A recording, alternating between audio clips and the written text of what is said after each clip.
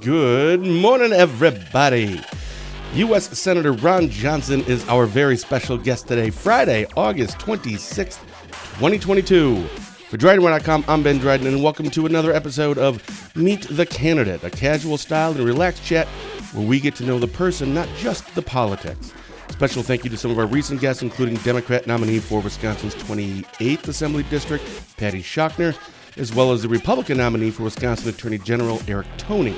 You can watch a recording of those shows and all of our previous live shows on our website, which is DrydenWire.com, our Facebook page at DrydenWire, or just on our YouTube channel, which is youtube.com/DrydenWire. But today we're chatting with U.S. Senator Ron Johnson. Ron, good morning, sir.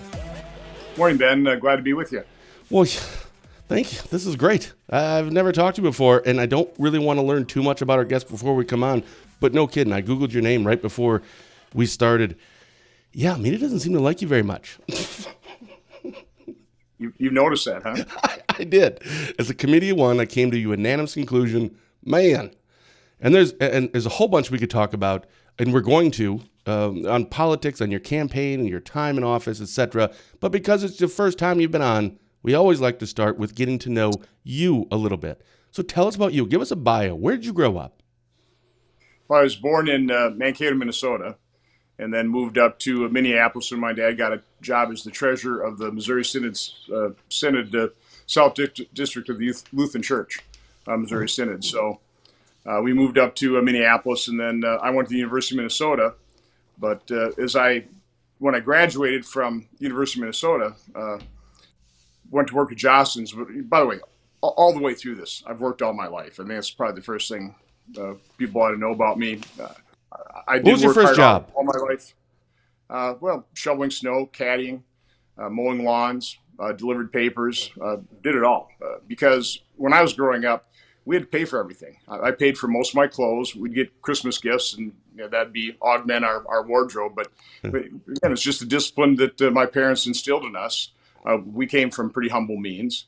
Dad didn't make a whole lot of money. My mom worked as soon as us kids got out of school. One of the things we did is we literally, my mom it was Minnetonka Bathworks, I think was the company called. She'd fill up our station wagon. We had one car, filled the station wagon full of these bags of tubes of soap, and then we would press them into balls, and the whole family would sit down there on the weekends and we'd smooth them out for bath shops.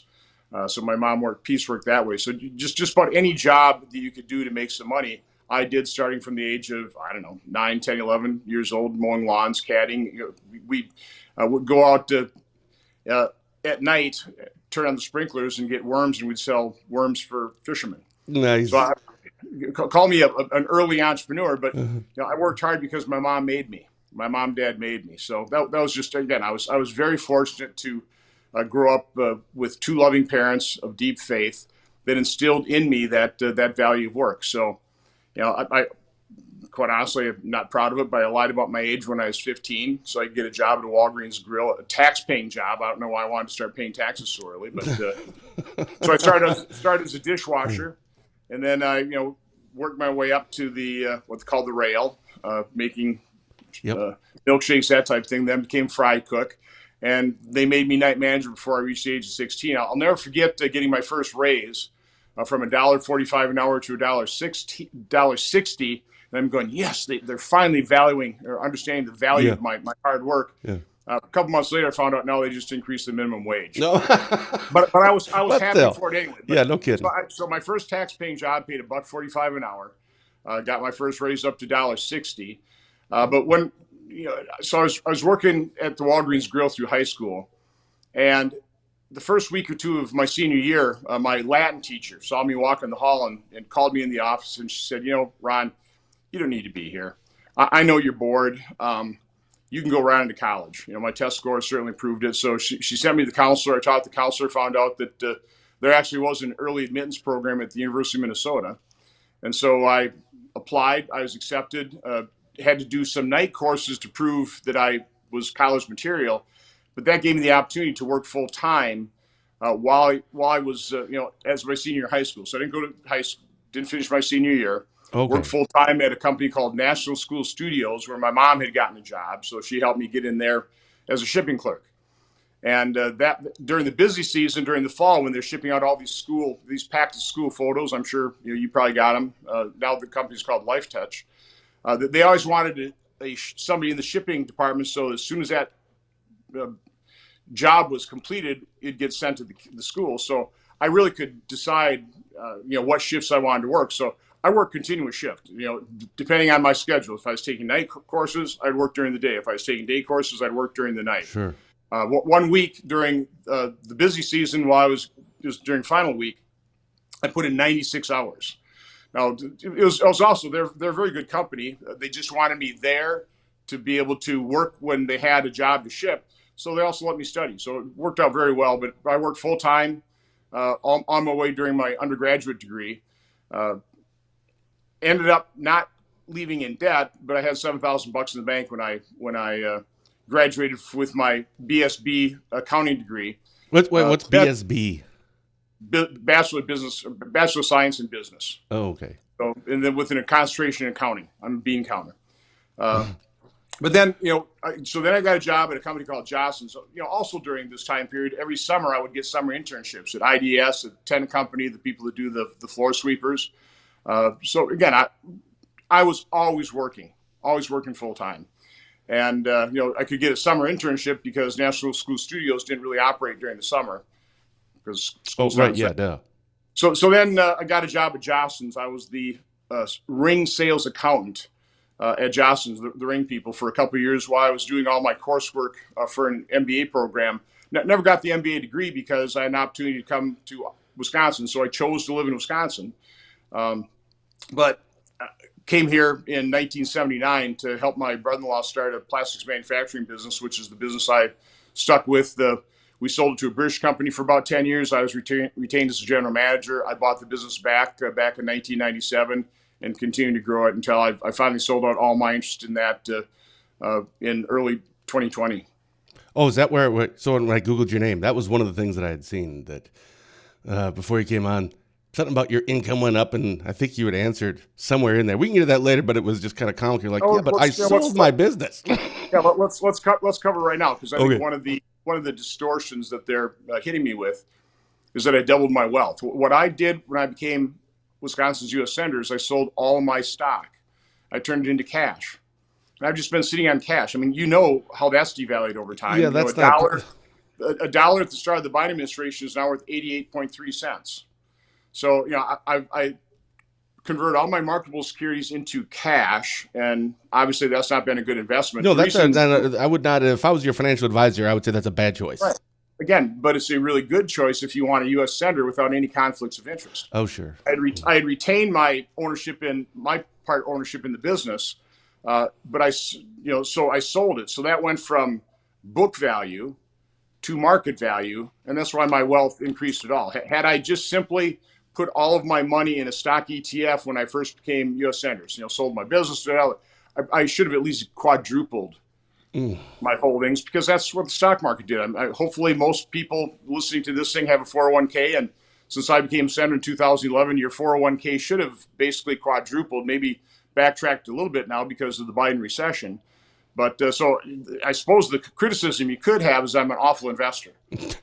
Instead of doubling, a quote that you said that. Yeah. But again, I did all of this to eliminate any conflict of interest whatsoever. Sure. The other hit on me is that I cut out a special tax deal for myself. What I did is I was the only guy in Republican tax reform that made sure that 95% of American businesses also got a tax cut. The original tax proposal only would have cut taxes for C corps. But because I'm a small business guy, I've had businesses that are C corps, that are S corps, that are LLCs, partnerships. I knew that 95% of American businesses are going to be put in extreme competitive disadvantage to the C corps, and so I dug my heels in. I took all kinds of criticism from, for example, Wisconsin Talk Radio. I got the snarly calls from the Oval Office, but I said, this isn't fair. We're going to really hurt small businesses and put them at a competitive disadvantage. So because of me, 95% of American businesses also got a tax cut. Over 20 million tax filers. They could compete with the big guys, and they survived the pandemic. I'm very proud of that achievement, but that's been taken and distorted into me cutting out a special deal for myself. The fact of the matter is, when you cut taxes for everybody, everybody gets a tax cut. Well, all right. So if I understand that right, that would kind of be, and I always get in trouble for analogies. Actually fits an idea. So it would be if you voted for, I don't know, a bill that would help infrastructure and for roads. Well, you live on a road. Yeah. So it's, you're just doing it for your own road. It's, no, it's for all the roads. I just also happen to live on a road. So yeah, technically, I guess it benefits me, but that wasn't the motivation. Is that what I'm hearing? That's how they twisted it. I voted for a bill that there's a Benefited you. road that I can, me and a couple of rich buddies can drive on. Right. Yeah, and about 50 million other people. Well, there is that. So go back to what was the name of that plastic? What was it? Yeah, so the name of the company was called Packer. It was named after my brother-in-law, who Pat Curley dropped the T and dropped the L-E-R, became Packer, P-A-C-U-R. People always had a hard time pronouncing it. They just never, use the simple form, Packer. It's always Pacour or something like that. So fancy. Yes. Maybe it wasn't the best name, but worked for us. And I don't understand what a packaging company is. And obviously we don't want to spend all our time on this, but just out of curiosity, so what did you, it sounds like you package plastic, but that isn't it, right? Like, what do you do? Yeah, we extruded the plastic into roll stock form that other people would form into trays. And the primary end-use market was for endoscopic surgery devices, so high-value medical devices. So we were the sole source supply to people like Johnson & Johnson. U.S. Surgical became Covidien. But we also had other specialty applications. We sold globally. I sold globally. But when I started that business, my brother-in-law and I, we traded off shifts. So I worked 12 and it's really more like 15, 16-hour shifts because things were happening. You'd stay over. So for about the first year and a half until we had a supervisory staff trained in, Pat and I worked shift work, trading off shifts. But I bet you never worked a third shift. No, I worked all the shifts. No, listen, of the two U.S. Senate candidates, I know Senator Mandela Barnes' father worked third shift, but I actually worked third shift for at least 5, almost 6 years. Yeah, I think that was something I wrote it down earlier. Oh, where was it? This was under. So yeah, it was Mandela Barnes says that he's the candidate of the middle class, and you don't know what it's like to work the third shift or understand the struggles of working class people. So yeah, how do you respond to that? Well, that's just a big lie. Democrats are great at character assassination. They're great at engaging the politics of personal destruction. They are as detached from reality with so many of their programs that don't work as they are from the truth, but they don't care. To Democrats and the liberal elite, the end justifies the means. So they're happy to try and destroy people. They're happy to lie about people. And that's really what I've been facing for the last 2 years, quite honestly, as the media's tried to destroy me, as the Democrats have spent well over $50 million lying about me, or taking something I say and take it completely out of context, distort it completely. I've said it's gotten so bad I can't even breathe without them taking my exhalation, twisting, distorting it, and turning that into 2 or 3 day bad news cycle. Why do you think the media has done that? It targets you. They want this U.S. Senate seat. Has it been that way for your whole 8 years, or is it just this election cycle where it's like, holy cow, they've really amped it up? Well, they look at this cycle as a real possibility of them taking control of the Senate. Mm-hmm. So they don't have to worry about this filibuster. They'll be able to eliminate it if they get total control of the Senate, which would be very dangerous for America. But they look at this as a vulnerable seat because we're in a swing state. And again, they don't care how they get the seat. They don't care what untruths, what lies, what distortions they engage in. They're happy to do it because the end justifies the means. Well, that would be like you're a Democrat or maybe your opponent or other Democrats. But what about where that media role plays? Do you feel as though the media, I think you kind of touched on this already, has a bias against you? Like, if you stick to the facts, it should be kind of simple, right? It doesn't really matter if it's Republican or Democrat. Here's what the person said in its entirety, and here's the blah, blah, blah, what it all means. Do you feel as though media has it out for you? Not just Democrats, but the media does.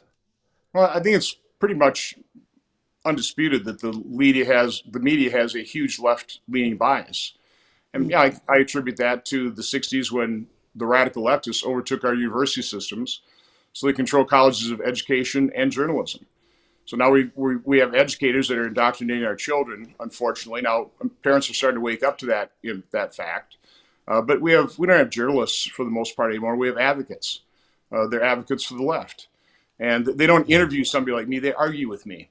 Now, some of them may do it innocently. They don't even realize it. I mean, when you've been indoctrinated through the entire education system from K through 12, and then once you get to college, and certainly when you get into journalism school, you just don't even realize that your leftist views are not the mainstream, are of the left. And their minds are so poisoned against just basic conservative values that they many of them don't even recognize how grotesquely biased they are. So again, they don't interview me. They often argue with me. I mean, take a look at some of my interviews with Chuck Todd at Meet the Press. I've got to talk fast because he won't even let me finish a sentence before he interrupts me and starts arguing with me. Yeah, honestly, I can't watch those Sunday morning shows. About 2 years ago, I stopped watching them because I don't think it was Chuck Todd. It was somebody else. It was on the CBS morning one. I don't remember what that one's called. And there was someone on, and I don't even remember who the person was, if it was Republican and Democrat. I don't remember. But they asked a question. And when they quickly saw that the guest was not answering it the way they were looking, for a certain answer, they were starting to explain it, and they kept interrupting it. But just let the person finish. I get it's a shorter show, but it's not. It's Meet the Press. You have a little bit of time, or the CBS Morning Face the Nation, or whatever it was. It was just so frustrating and almost infuriating. I'm just sitting there going, it's okay to interrupt every once in a while, but let the person at least answer the question first. So why do you go? You still go on there though? Well, because it's to a certain extent, it's my responsibility to make sure that the other half of America at least understands, or some attempt to convey what conservative principles are and what our viewpoint is. Sure. But I've always said that the bias in the media is revealed far more in what they don't report than in the grotesque bias in what they do or the questions they ask. So it's interesting to go on these shows and you realize what's on the minds of the American public. And then you see the questions they're asking you. They're all loaded questions. I mean, they're questions designed to either elicit a specific response that they want, or just back you into a corner, or make it very uncomfortable for you, as opposed to let's discuss this serious topic.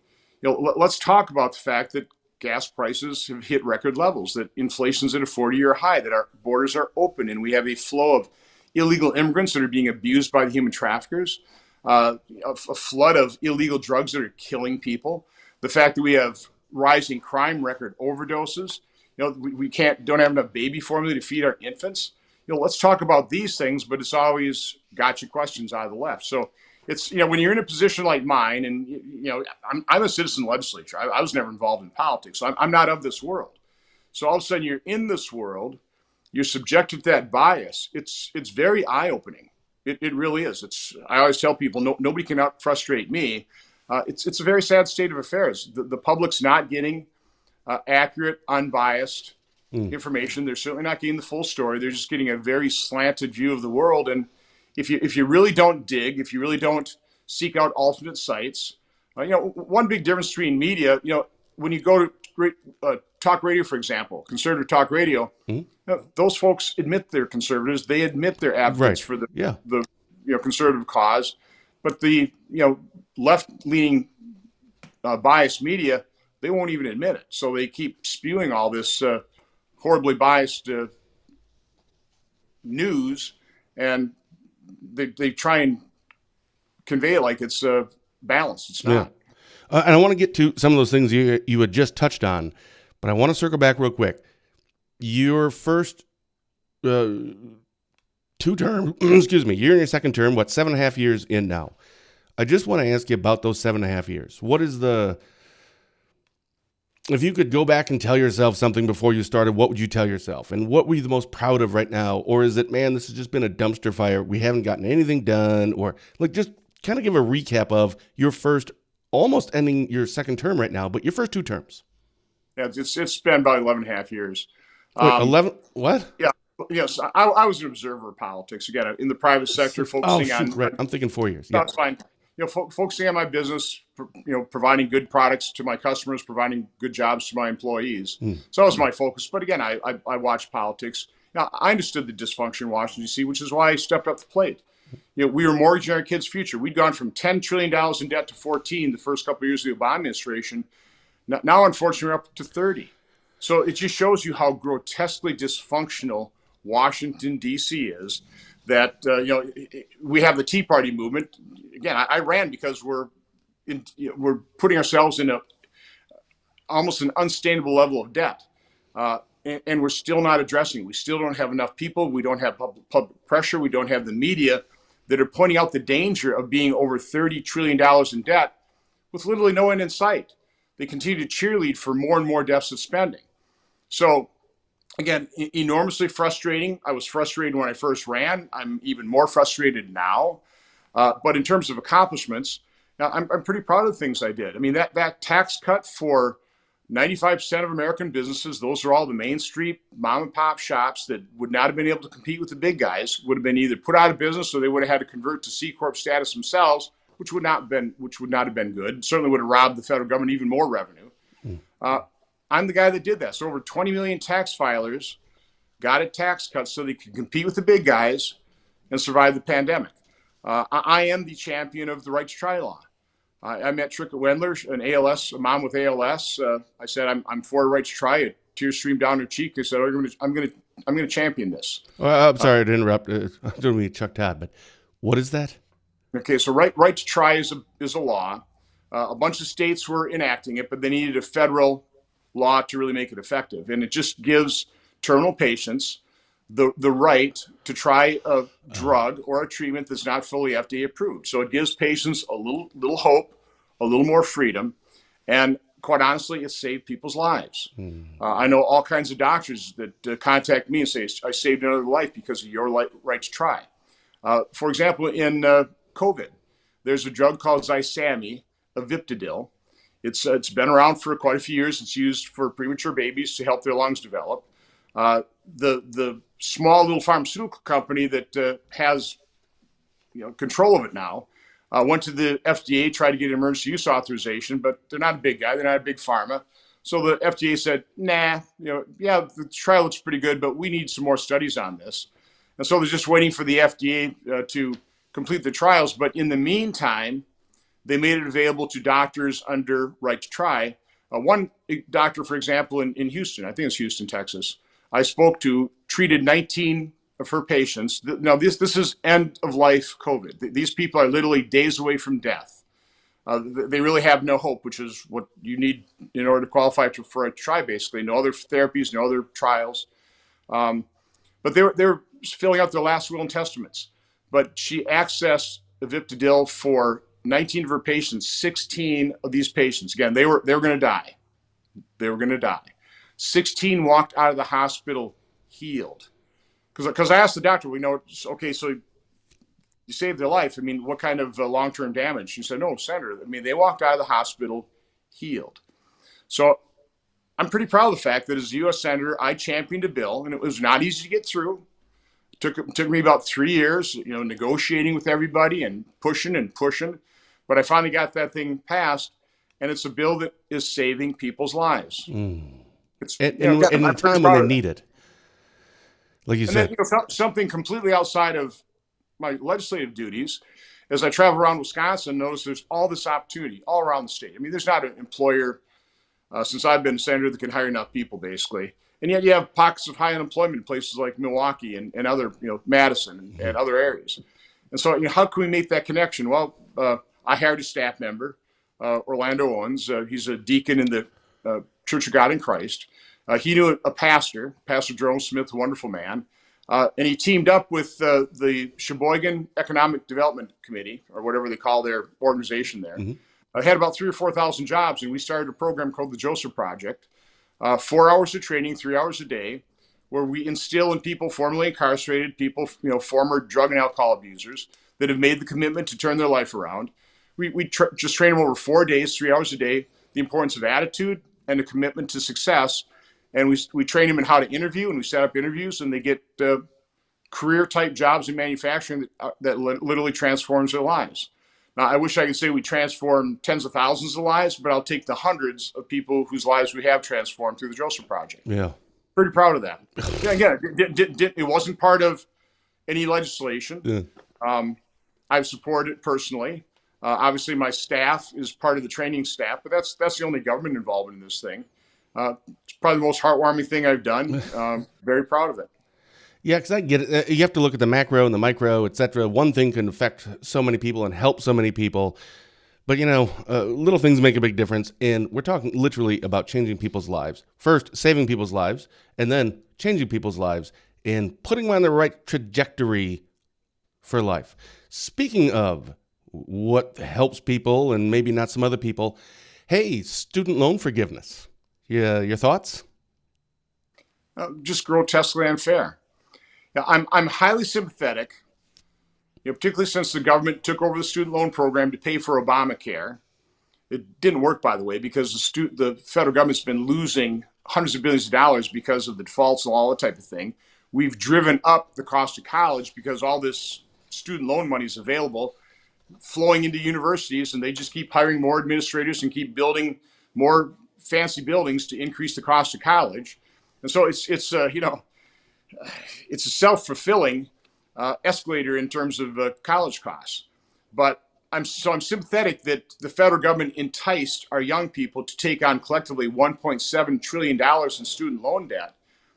But just understand how grotesquely unfair it is to, let's say, kids who started working hard right out of high school. And now Joe Biden, and I think Mandela Barnes supports this as well, they're asking those kids that never went to college, or kids that went to college and figured out a way to pay off their student loans, they're asking those responsible individuals to now pay off the loans of other kids. And a lot of these kids that are going to have their student loans paid off, got graduate degrees. They're making a lot of money. I mean, with the wage limitations, a couple making $250,000 could get $40,000 of the student loans being paid off. It's just grossly unfair. Again, I'm sympathetic with the student debt. I'm sympathetic with the high cost of college. It shouldn't be that high. But one of the reasons college costs so much is because of the federal government student loan program. So I think it's really quite outrageous. Plus, the president doesn't have the authority to do this. That's the part I'm still unclear about. Lawless action. Yeah, because I think most people know this by now that Nancy Pelosi said that last year, I believe, and this was happening. So is this still going to happen? I mean, because otherwise it's going to have to, I'm assuming Republicans, like Democrats will, are going to have to, make a complaint? I mean, how does that work out? Does it go to court or something to find out if he had the authority to do this? But boy, that's going to make Republicans, not super popular. But maybe it does. I don't know. How is this going to happen, or is there a chance it might not still? I don't know how it can be stopped, quite honestly. I mean, the court system would take way too long to overturn it. President Biden, even though the Supreme Court had ruled that the lease payment moratorium was not legal, President Trump didn't have the authority, nor did President Biden. But even after the Supreme Court spoke on that, President Biden just extended the moratorium. Completely lawless action. So even though Nancy Pelosi, and you're right, over a year ago said that the president has absolutely no authority to do this. This has to come from Congress. And Congress hasn't done this. I don't think there's any way you could pass this through Congress. President Biden's doing it anyway. Why? We're trying to buy votes. I mean, it's grotesque. It's cynical, and again, it's just unfair to people and families who never either went to college or sent their kids to college, or they paid off their own student loans. This is, I saw one analysis in total cost about $2,000 per person. Saw that one too. Yeah, is the debt burden or the cost, increased taxes, and again, we don't have the money, so it's just going to increase the debt burden on our kids and grandkids. Yeah, it does. And when you're saying, you had mentioned that it's basically like buying votes. Now, that's just the reality of what this is. But that's not just Democrats always do that. Hey, man, Democrats did not invent that. Republicans have done that for a long time, too. I'm just saying that across the board, that's how politics work. It's an election cycle. Duh, I get it. I'm not saying that was a good thing that we did or a bad thing. I'm still kind of a little confused as to why we did it. Because I just don't see a lot of virtue in it universally. But then again, I'm sympathetic towards others. Like, this is going to help my wife and I. We're going to make $10,000 each that I think we're going to get, right? But we have like $60,000 in school loans, so that'll help. I don't know how much. I guess we'll have to wait and see. And does that have inflation impacts and all? I don't know how this is going to end up. Yes, it will. Again, that's going to free up dollars that otherwise you would have paid to service your debt. Now you're going to be able to go spend it on goods and services. So it's absolutely going to be inflationary. I don't think there's any doubt. I don't think there's any economist that wouldn't say. Even Jason Furman, I was kind of reading a Twitter feed from him. He was an economic advisor under Obama. He was talking about this is definitely going to be inflationary. So again, everybody else will pay for somebody else's student loan, either in the form of higher taxes, a higher debt burden, or inflation. It's not good. It's not fair. But you're right, by the way. I always warn people, be careful about asking for bipartisan action, because on a bipartisan basis, Congress is very good at spending money we don't have and mortgaging you and your children and your grandchildren's future. So yeah, we've got big spenders in our party too. I'm not one of them. I'm one of the guys that consistently says no to big spending, to deficit spending. In Northwest Wisconsin, rural Northwest Wisconsin, that's where we are and kind of who we cover and represent. 2 years ago, there was a national narrative regarding law enforcement, and it wasn't super popular. There was defund the police stuff. 2 years ago, it didn't really bleed into Northwest Wisconsin. We've always supported our law enforcement, and I think that narrative's kind of been. I don't think it's nearly like what it used to be, but whether it was before, during, or after, law enforcement, the respect for law enforcement in our communities, for our law enforcement agencies, has always been very, very strong and very, very high. Where are you on the defund the police? Because that still is a thing that people are talking about. Well, Democrats, of course, are running away from it, even though they push that and they dispirited our law enforcement. My message to law enforcement is always, please don't be dispirited. Don't listen to the loud and obnoxious few that are pushing this defund police, that are denigrating law enforcement. The vast majority of Americans, the vast majority of Wisconsinites truly appreciate what you're doing, and God bless you for doing it. But the fact of the matter is, it's having a very negative impact. I talked to sheriffs trying to recruit people. The number of recruits they can choose from is way down. I mean, way down. The same is true at a southwest border. When the Biden administration won't allow Customs and Border Patrol and ICE to enforce the laws, it's very dispiriting. So, it is, again, it's true that the vast majority of us respect law enforcement, but it's that loud and obnoxious few that make it a very miserable type of occupation now, where if they do enforce it, listen, there are some bad people in society, and when you arrest them, they don't always go peacefully. And so then you end up in scuffles, and sometimes, you have to shoot people. And when that is captured on video, now that law enforcement officer is subject to the court system. And so what happens is law enforcement just kind of stands back. They say, I can't risk my career. I can't risk my freedom engaging in this. And so lawlessness just increases.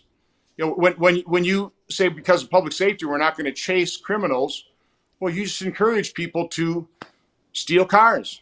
Or if they are a criminal and they get caught, just speed up and you'll get away. When you, for example, now we're not doing this in Wisconsin, but out on the left coast, when you say, well, we're not going to prosecute shoplifting unless it exceeds $1,000, I mean, that's just predictable. It's going to happen. You're going to have a lot of people stealing 900 with a calculator, going and taking things off the shelf, and then walking out with a shopping cart full, knowing that there's nothing that you're not going to pay for this. And as a result, things like Walgreens, CVS's, and places like San Francisco, they're just shutting down, which is not good for the people in those cities. Where are they going to buy their drugs? So again, this defund, this anti-police movement has had serious consequences. Now, I would argue it's one of the reasons we're experiencing record murders in Milwaukee, record numbers of car thefts, record numbers of shootings. Again, these things just didn't happen. This is the direct result of leftist, radical left policies. And let's face it, my opponent, Mandela Barnes, he wrote the law to, I think, basically outlaw cash bail. He obviously supports low bail or no bail. Yeah, I saw that. He's doubled down. I mean, the Waukesha Christmas Parade murderer was out, I think, a couple times on low bail. That massacre didn't have to happen, but for those awful policies, and Mandela Barnes supports them all. I mean, he founded the Wisconsin chapter of the group that leads the defund police movement. He's supported by them. He's got all kinds of campaign contributions for him. So don't believe him when he says, "Oh, I don't support defund police." Well, maybe he doesn't for the couple of months before the election, but you can, rest assured that Mandela Barnes is a radical leftist that supports all the radical left policies, including defund the police, abolish ICE, all the very negative things against law enforcement. Do you think that in Wisconsin, running for an office, well, this would be a state, well, federal, but, for Wisconsin, U.S. Senate, representing Wisconsin, or a governor's race, do you think anyone can win with defund the police as their, yes, I want to defund the police? Can somebody win that actually is promoting defunding the police or has promoted that? Well, if they lie about the fact that they're no longer supported now, and then if the leftist media backs them up and covers up for them, I suppose it's a real possibility. Well, so speaking of that, and we only have a few minutes left because we have a hard cutoff time here in a few minutes, but it's an election cycle, so there's political ads. No kidding. I don't know if there's like rules on this or what, because I never know when I hear these attack ads. Wait, but is that true or is that not true? Because I don't think you can say something that isn't true. But I saw one, which of course has you in it, and it was that you wanted to cut Social Security, I think is what it was. Why do you want to do that? It's a total lie. But I want to save Social Security. And by the way, the left can lie, and they do lie on ads. I don't. I tell people the truth. When I ran for office in 2010, I made two promises. I'll always tell you the truth. I'll never vote. And by extension, I will not conduct myself with my reelection mind. I've scrupulously honored those two promises. Now, do I make mistakes? Sure, but I correct them immediately. But I don't outright lie in ads. I don't. I tell the truth in ads. And this should be an advantage in this campaign is all my ads, positive or, when we point out the truth about Mandela Barnes, it's going to be the truth versus what I'm up against is $50 million of lies and distortion. So what I said about Social Security, Medicare, I've been saying since I ran in 2010. These programs are not sustainable in the long term. The Medicare trust fund runs out in 2028. That's not many years from now. The Social Security trust fund runs out in 2035. So we need to recognize that fact and start addressing it. The sooner we address it, the less painful the solution's going to be. Now, the number one component of a solution is growing our economy. And if you'll notice the last 2 quarters under Democrat governance, all the policies that Mandela Barnes supports, high deficit spending, increasing taxes, name the policy, war on fossil fuels driving up the cost of energy and record gas prices, all those leftist Democrat policies are hurting our economy and not allowing our economy to grow. So the number one component of a solution of saving Social Security and Medicare is economic growth, and we're not getting it right now. The solution is not increasing taxes on anybody, and also Mandela Barnes supports that. So no, I want to save these programs, but the only way you save them is you need to look at them. You have to stop whistling past the graveyard, and that is what Democrats, that's quite honestly what most people in Washington, most of the public they're just ignoring. They don't want to face the tough reality. These trust funds are going to run out, and what is the implication of that going to be? So again, I'm just telling people the truth, and I have the courage to say, let's take a look at these programs. Let's do a problem-solving process, and the first step in solving any problem is admitting you have one. Then do a root cause analysis and very dispassionately take a look at, well, what can we do to shore these things up? But my goal is to save them. I've never said, ever, that I want to cut or put it on the chopping blocks. Absolutely not. I want to save these programs. So that is an enormous lie. But I saw it on TV, so... Well, again, and they've been lying about me since literally 2010, 2011, and they'll never stop. So, again, all I can ask people is please don't believe the lies. No. Last question here. If you decided not to run for a third term, so this was earlier this year, whenever it was that you decided to, if you didn't, what would you have done? Enjoyed life. Like retired? Well, what would you have done? I can't imagine myself retiring. One of the reasons I got into this having, raised a family, lived a full life, had a full career, been involved in manufacturing for 30 years, but I really got involved in my community. So I was doing a lot of volunteer work with a particular emphasis on education, because education is the key. It just is, and we're blowing it. We're indoctrinating our kids. They need to take remedial reading classes in college because we're not getting it quite done in K through 12. So I'm sure I would have turned my attention to helping improve education. We've done quite a bit before I became a U.S. Senator, for example, as part of the Partners Education Council of our chamber. With my leadership, we made sure that the Oshkosh kids had to take a course in financial literacy before they graduated. Now that has become a statewide standard. I'm pretty proud of that. We had a life skills class, first initiated through the Catholic school system. And that was kind of one of the impetus for the life skills class. So, we need to get back in the basics. We need to make sure that every child has the opportunity for a good education. I'm a supporter for 100% school choice. The fact that we don't have competition in our school system is why the quality is not as good as we want it and why the costs are so much higher. Just ask people to consider what is the benefit of the free market system? The best quality, best customer service, lowest possible costs. It's not perfect, but it works in every other area of our economy. We've largely driven the competitive benefit or the benefit from competition out of healthcare and education, and we're always dissatisfied with them. So the solution, the core solution, is to re-inject competition into education. I think we'd be amazed at how quickly we'd get better results. Ron, we could talk about this all day. You are welcome back anytime. It was an absolute pleasure having you on. Thank you so much. I appreciate the opportunity. I'd love to come back. Anytime, man. Special thank you to our guest today, U.S. Senator Ron Johnson, for taking the time to come on for a chat with us. I'll see you right back here on Tuesday when Barron County Sheriff Chris Fitzgerald and I will be live streaming our latest episode of Positive Tuesday with Ben and Fitzy. And on Thursday of next week, I will be chatting with the Democrat nominee in the Wisconsin's 30th Assembly District, Sarah Yakub. So until then, for DrydenWire.com, I'm Ben Dryden, saying thank you for watching and have a blessed day.